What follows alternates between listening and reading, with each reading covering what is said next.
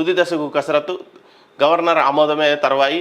Final list రాజ్భవన్కు పంపనున్న ప్రభుత్వం. కొత్త commission chairman మెంబర్లను appoint చేస్తూ నేడో రేపో రాజ్భవన్ నుంచి గెజెట్ విడుదలయ్యే ఛాన్స్. బీసీ కమిషన్ రెడీ అవుతుంది, నయా టీం కూడా రెడీ అవుతుంది. రోజు రోజుకి బరితెగించిపోతున్న వాసవి సరోవర్ గురించి ఆర్టికల్స్ చాలామంది చేస్తున్నారు, కానీ వాళ్ళు మొన్న కూడా ప్రెస్ మీట్ పెట్టి మరి వాసవికి సంబంధించి అన్ని క్లియరెన్స్లు ఉన్నాయని చెప్పేసి ప్రెస్ మీట్ పెట్టారు. చూద్దాం. మూసాపేటలోని మైసమ్మ చెరువులో నిర్మాణాలు చేపట్టిన విజయ్ కుమార్. దొడ్డిదారిన దర్జాగా నిర్మాణ అనుమతులు పొందిన కబ్జాల వీరుడు. హెచ్ఎండిఏ లేక్ ఐడి 4800 గల మ్యాప్ చూస్తే కళ్ళు చెదిరే దృశ్యం. ఆయన గారు చేస్తున్న నిర్మాణం ఎఫ్టీఎల్లో కనిపిస్తున్న వైనం. నేటికి కేసులు నమోదు చేయని ఇరిగేషన్, రెవెన్యూ, హైడ్రా అధికారులు. వాసవి అధినేతకు రాష్ట్రంలో ప్రత్యేక చట్టం ఏమైనా ఉందా? ఎఫ్టీఎల్ బఫర్ జోన్లు అంటే ఇతగాడికి లెక్కలేదా? జిహెచ్ఎంసీ కమిషనర్ ఆమ్రపాలికి సిటీ ప్లానర్ గంగాధర్ ఇచ్చిన అక్రమ అనుమతులు కనపడడం లేదా?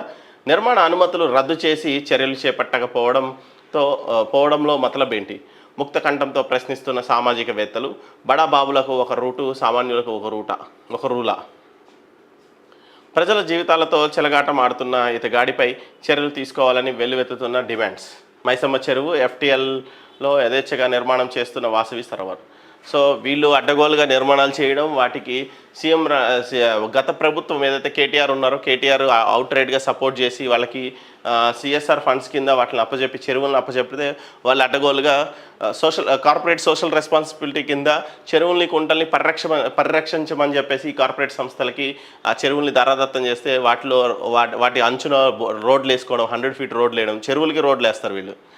చెరువులకి వాళ్ళు ఆక్యుపై చేసుకోమన్నారని వాళ్ళ కట్టడాలు పక్కన ఉంటే వీళ్ళు అక్కడ సిఎస్ఆర్ కింద వాటిని గవర్నమెంట్ నుంచి శాంక్షన్ చేయించుకోవడం, సిఎస్ఆర్లో వాళ్ళు మెయింటైన్ చేస్తా అని చెప్పి వాళ్ళకు అవసరమైన మౌలిక వసతులన్నీ ఆ చెరువు చుట్టూ ఏర్పాటు చేసుకోవడం చేస్తున్నారు.